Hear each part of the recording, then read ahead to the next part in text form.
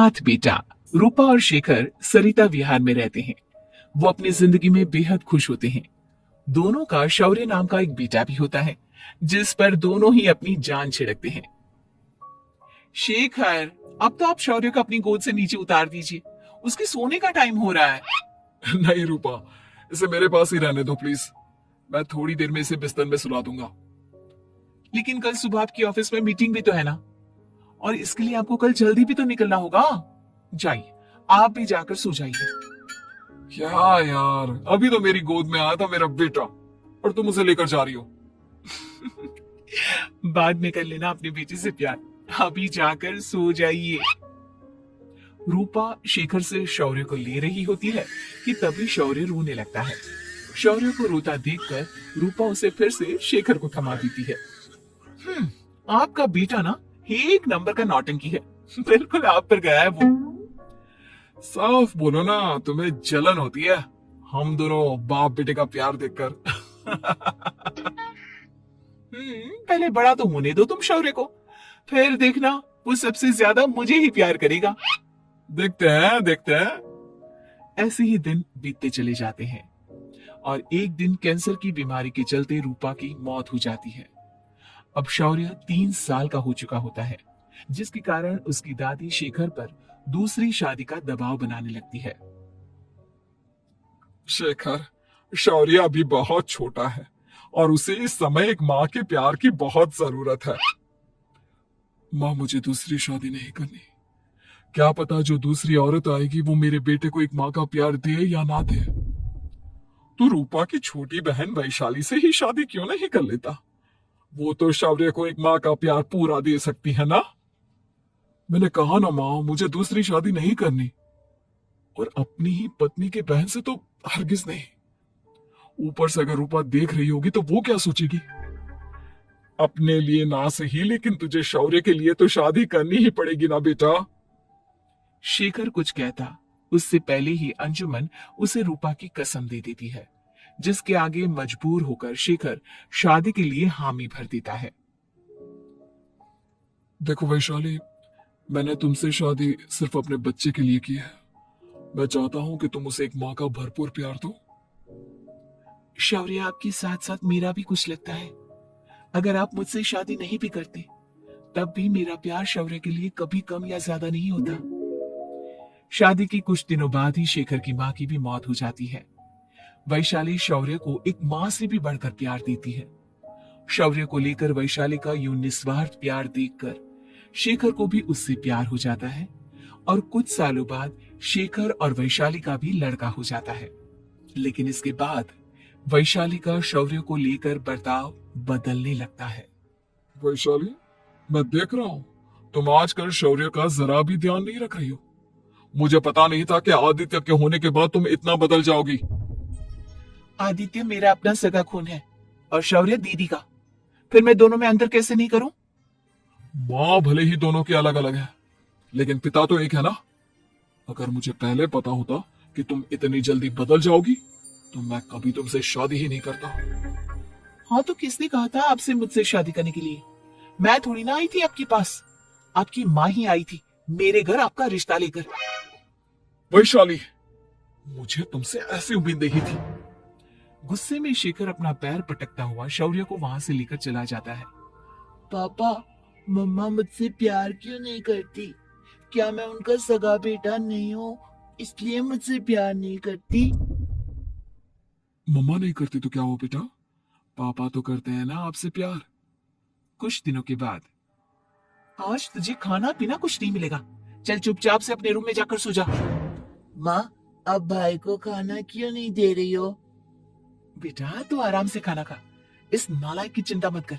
एक दिन खाना नहीं खाएगा तो मर नहीं जाएगा ये। अगर भैया नहीं खाएंगे तो मैं भी नहीं खाऊंगा। तू अपने भाई का भक्त क्यों बन रहा है? ये तेरा सौतेला भाई है, सगा नहीं जो तू लक्ष्मण बन रहा है। माँ, आपको इतना भी नहीं मालूम, श्री राम और लक्ष्मण सगे भाई नहीं थे। श्री राम माता कौशल्या और लक्ष्मण माता सुमित्रा की कोख से जन्मे थे। दोनों के सिर्फ पिता एक थे लेकिन माँ अलग थी। मुझे ज्यादा ज्ञान देने की जरूरत नहीं है, ये सतयुग और त्रेता युग नहीं है, समझे? आया बड़ा भाई का चमचा। इतना कहकर वैशाली वहां से चली जाती है, जिसके कुछ टाइम बाद शिखर वहां आता है और आदित्य उसे सारी बात बताता है। मुझे माफ कर दो शौर्य, तुम्हारी माँ के जाने के बाद मुझे दूसरी शादी का फैसला करना ही नहीं चाहिए था। अगर मैं दूसरी शादी नहीं करता तो शायद आज तुम्हारी ये हालत ना होती। नहीं पापा, अगर आप शादी नहीं करते तो मुझे आदित्य जैसा छोटा भाई कभी नहीं मिलता। थैंक यू मुझे इतना अच्छा भाई देने के लिए। तुम दोनों हमेशा ऐसे ही साथ रहना, फिर कोई भी तुम दोनों का कुछ नहीं बिगाड़ पाएगा। चलो मैं तुम दोनों को आइसक्रीम खिला कर लाता हूँ, बहुत भूख लग रही है ना। शिखर शौर्य और आदित्य को आइसक्रीम दिलाने लेकर जाता है। वो दोनों को पार्क में खड़ा करके आइसक्रीम लेने जा ही रहा होता है, तभी तेज रफ्तार से आती हुई एक गाड़ी उसे कुचल देती है और उसी पल शेखर की मौत हो जाती है, जिसके बाद शौर्य की जिंदगी नर्क से भी बदतर हो जाती है। सुन रे चिरकुट, इस घर के किसी भी सामान को मेरी मर्जी के बगैर हाथ मत लगाना। इन सब पर अब तेरा कोई हक नहीं है, समझा? ठीक है माँ, मैं आपकी इजाजत के बगैर किसी चीज को हाथ नहीं लगाऊंगा। चल जाकर अब पूरे घर की सफाई कर। महज 7 साल का शौर्य वैशाली के कहने पर अपने नन्हे नन्हे हाथों से पूरे घर की सफाई करने लगता है। ऐसे ही दिन बीतने लगते हैं, लेकिन मासी से मां बनी वैशाली को उस मासूम से बच्चे पर जरा भी तरस नहीं आता। क्यों शौर्य, ये घर में इतनी गंदगी कैसे हो रही है? ढंग से सफाई नहीं की है क्या तूने? माँ मैंने तो अच्छे से सफाई की थी, लेकिन आदित्य बार बार इधर उधर चलकर गंदा कर देता है। अच्छा, खुद से एक काम ढंग से नहीं होता और अपनी गलतियों का जिम्मेदार मेरे बेटे को ठहराता है। इतना कहकर वैशाली बांस का डंडा उठाकर शौर्य को जोर जोर से मारने लगती है। तभी वहां वैशाली के मायके वाले भी आ जाते हैं और उसकी सारी करतूतें देख लेते हैं। माँ मैं ऐसा क्या करूं जिससे आप मुझे भी आदित्य के जितना प्यार करोगी? बोलिए ना माँ, मेरे क्या करने से आपके अंदर मेरे लिए ममता जागेगी? वैशाली शौर्य की एक नहीं सुनती, उसके ऊपर डंडे बरसाती जाती है। हद पार होते देख वैशाली की माँ उसका हाथ पकड़ती है और जोर से उसे थप्पड़ मारती है। यही सब करने के लिए तूने दामाद जी से शादी की थी?